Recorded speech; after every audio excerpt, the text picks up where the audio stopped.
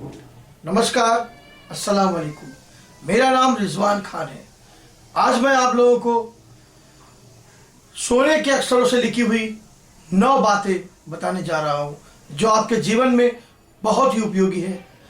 अगर आप मेरी इन 9 बातों पर अमल करेंगे तो सफलता आपके कदम चूमेगी। वो 9 बातें जो हमारे बुजुर्गों ने दीन भी फरमा कर चले गए, और 9 बातें जो ग्रंथों में, शास्त्रों में लिखी है। शुक्राचार्य जी ने, उन्होंने भी कहा, उनकी कुछ नीतियां थी जो उन्होंने बता के गए। अगर आप लोग इन नीतियों पर और मेरे बताए हुए इन 9 बातों पर अगर अमल करेंगे तो परेशानियां और मुसीबतें आपसे कोसों दूर हो जाएंगी और आने वाला भविष्य आपका उज्जवल और सुखमय होगा। जी हाँ, आज मैं आपको बताने जा रहा हूं कुछ ऐसी बातें जो आप इससे पहले कभी सुने नहीं होंगे, और अगर सुने हैं तो इस पर अमल जरूर करें। कुछ ऐसी बातें जो हमारे आने वाले भविष्य के लिए बहुत अच्छी है।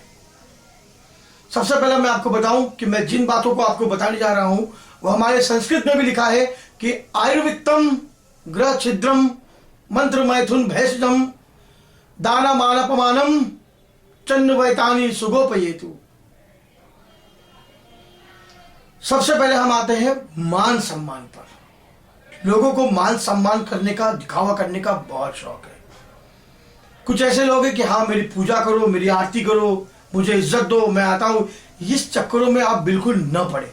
ये मान सम्मान के चक्करों में आप बिल्कुल ना पड़े। आप बिल्कुल एक साधारण मनुष्य की तरह रहें, क्योंकि मान सम्मान सामने वाला तो आपका कर देगा, लेकिन आपके जाने के बाद आपके अपनों के और उन लोगों के दिल में आपके लिए नफरत पैदा हो जाएगी। मान सम्मान का दिखावा यानी मैं बड़ा, ये निकाल दे, क्योंकि मैं हमेशा खाली है। मैं का जो घर है वो हमेशा खाली है।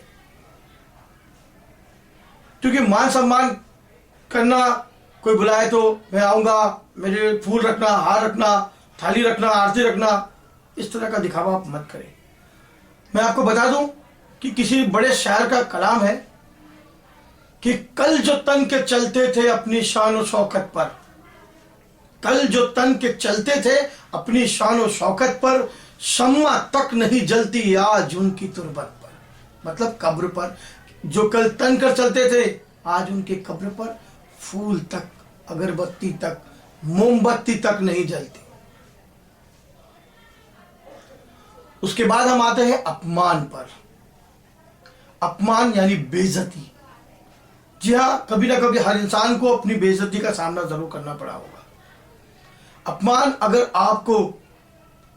आपका हो जाए किसी कारणवश, या कोई आपको अपमानित कर दिया, बेइज्जत कर, तो ये बात कभी अपने किसी परिजन या किसी खास को न बताएं, क्योंकि उसकी नजरों में आपकी इज्जत कम हो जाएगी। वो कहेगा अरे ये तो खुद बेइज्जत होके आया है, फिर वो भी आपका सम्मान करना छोड़ देगा और वो कहीं ना कहीं आपको भी उसी तरह से अपमानित कर देगा, क्योंकि उसके दिल में जो आपके लिए इज्जत थी वो खत्म हो चुकी है। आपने बताया कि आपकी तो कोई और बेइज्जती कर चुका है, तो उसको आपकी बेइज्जती करने में कोई वक्त नहीं लगेगा।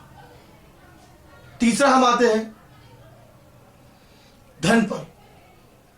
धन बोलते दौलत, जिससे हम दुनिया के सारे सुकून, ऐशो आराम खरीद सकते हैं, हर हमारे सुख सुविधा का साधन खरीद सकते हैं।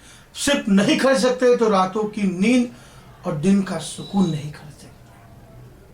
अगर किसी के पास पैसा नहीं होता है तो वो बोलता है कहां से लाऊं, कहां से लाऊं, कहां से लाऊं, और जिसके पास ज्यादा हो जाता है तो वो बोलता है कहां छुपाऊं, कहां छुपाऊं, कहां छुपाऊं। जी हां, पैसा अगर आपके पास ज्यादा है तो अपनी कितनी कमाई है, आप कितना कमाते हैं, आपके पास क्या है, आपके पास बैंक बैलेंस किसी को ना पता। क्या पता कोई आपसे दोस्ती करके आपके करीब पहुंचकर आपको धोखा देने की कोशिश करेगा।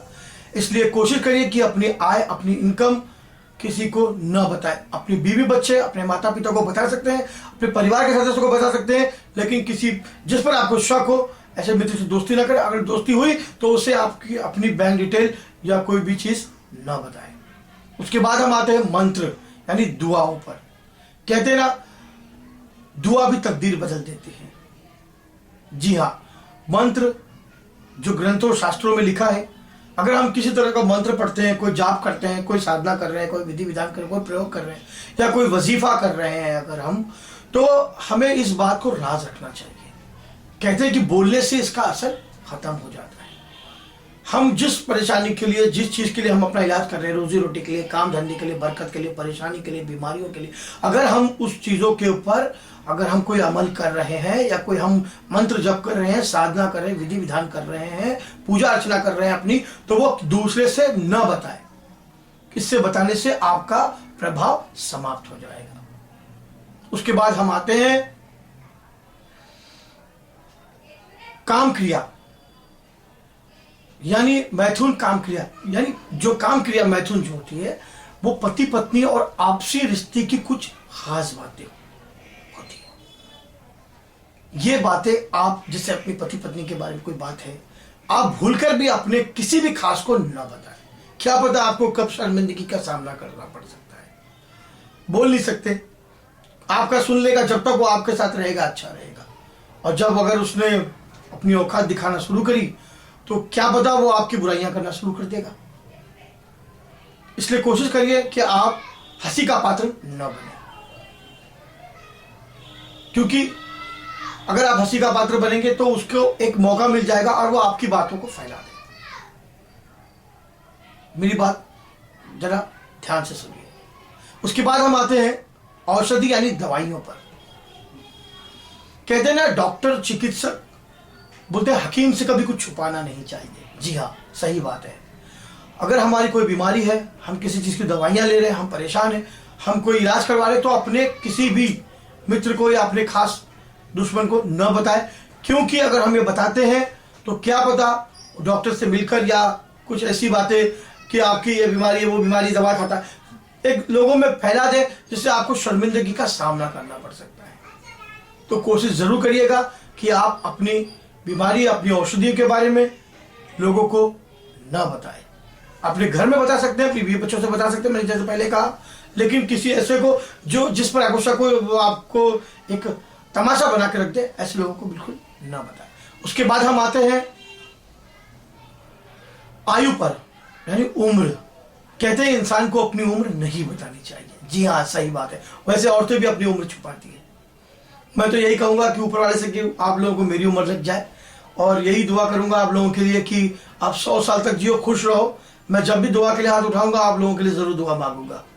अपनी उम्र, अपनी आयु दुश्मन को कभी ना बताए, या किसी को जहां आपकी जरूरत पड़े, जहां आपको लगता है कि वहां आपको अपनी आयु बतानी चाहिए, आप अपनी आयु वहां बता सकते हैं।